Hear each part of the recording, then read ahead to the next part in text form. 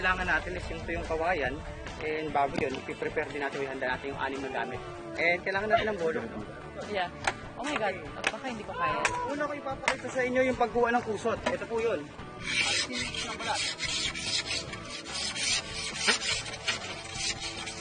Yung balat, ito po ay nadudurog. Ito na po yung kusot natin.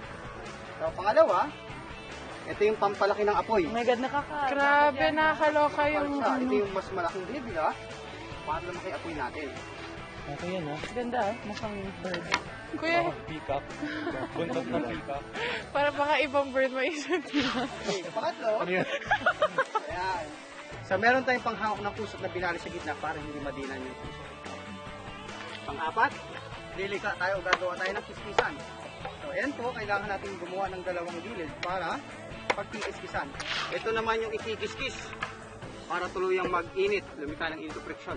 Then last is yung pantusok, matulis sa pambasig ng baga. Ito naman yung gagamitin natin mamaya. Pagkatapos natin kiniskis, kailangan tusukin itong butas para yung baga dumiretso dun sa puso at lumaki na lumaki. Pag nasa isla ko, baka patay na ako. Ayan. Daming steps eh. Kailangan Kompleto maalala. na. Kapag umuulan sa isla, anong gagawin natin? Unang gagawin po muna natin, gagawa tayo ng silungan. Hirapan tayo. Mahirap talaga gumawa ng apoy sa ilalim ng tubig. Ayan. Now, eto po, kung ano siya, pino na. Para na siyang lupa. Ah, oo. Ayan. Iba na yung texture. Opo, madam. Ayan siya, sir. Parang siyang dried pork. So, hatiin natin sa dalawa, ha? Pork Pork plus gutom ka na. Okay. Tignan po natin kung makagawa ko ng apoy. Now, kapag nasa bundok kayo, tinutusok lang po yun sa lupa para hindi pa galaw-galaw. Okay. So, tapat mismo ng hiwa, ilalapat natin yung may talim. Now, sa umpisa sa pagkiskis, dahan-dahan muna yung may kasamang diin. Kapag may nakikita ka ng usok, ididiin mo, pabilis ng pabilis para mag-rate na maraming init o friction. Ayan. Smoke to? Yan, may Ayun, usok ka, ayun. papaspasan mo na siya. Parang alikabok lang. Pabilis ng pabilis. Sige lang. Para mag-rate na maraming init o friction. Yan, paspasan mo pa. Sige, sige. Ayan, umiitim na siya.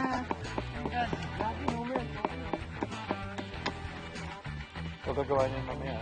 Okay. Dami talaga natin matututunan dito sa Taste Buds. Wow. Oh my God, tingnan mo oh. Yun. Baliktarin natin ngayon. Hawakan, baliktarin, ipitin, tipan, at ibalik. Cool.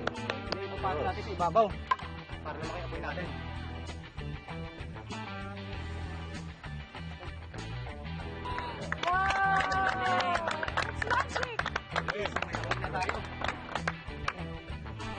Okay, so pwede na po tayong mag-start. Ganito po yung mechanics natin, ha. Bibigyan ko lang po kayo ng 3 minutes para mapaapoy po yung bamboos natin. Yan. Okay, when I say start po, ha. Ready? 3 minutes po, ha. Go!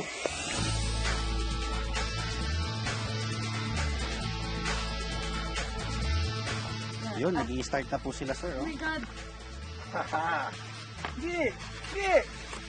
It's burning! What? Ano like that? Ah, baliktad.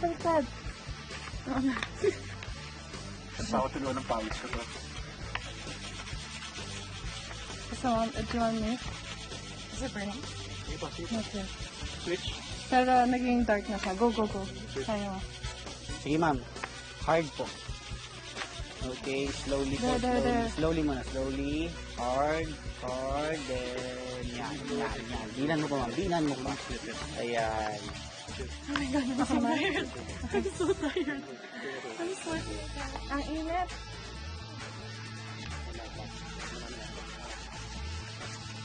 Okay. Tama ba? Yes po. Dinan nyo lang po. Ayan na po. Umuusap na. Sige, ma'am. Dinan nyo, ma'am. Dinan nyo ba po? Bilisan nyo pa. Pwede ba namin, ibuka pa yung bowl? Yung ano, ma'am. Medyo maliit yung butot. Ganyan? Ganyan? Ay, ang init. Ang sakit. Kumapoy? Yan, ma'am. Bilisan mo na, ma'am. Bilisan mo na po. Come on. Mas mabilis pa, ma'am. Ayan, kayo na yan. Amoy barbecue na! Sige ba, mas mabilis pa po. Kulang pa yan, kulang pa. I'm so tired. Feeling ko Sige ma'am, kaya mo yan. Don't give up. Yan, yan. Sige, go, go, go, go. Go, go, go, go, go, go, go.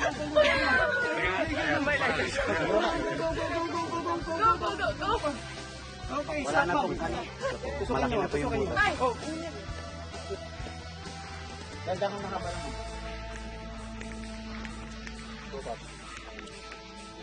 No way. Ayun na.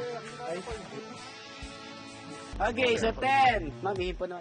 9, 8, 7, 6, 5, 4, 3, 2, 1. Okay, time's up. Look at this pose. Ito na yung banana kayo. Pero mahirap talaga. Kailangan, actually, parang medyo basa yung ano namin. Kaya hindi siya agad-agad umaapoy. Give up na kayo, boys? Hindi pa. Lagi pa. Okay, so alam natin so kung sino nanalo. So palakpakan po natin yung mga girls team natin.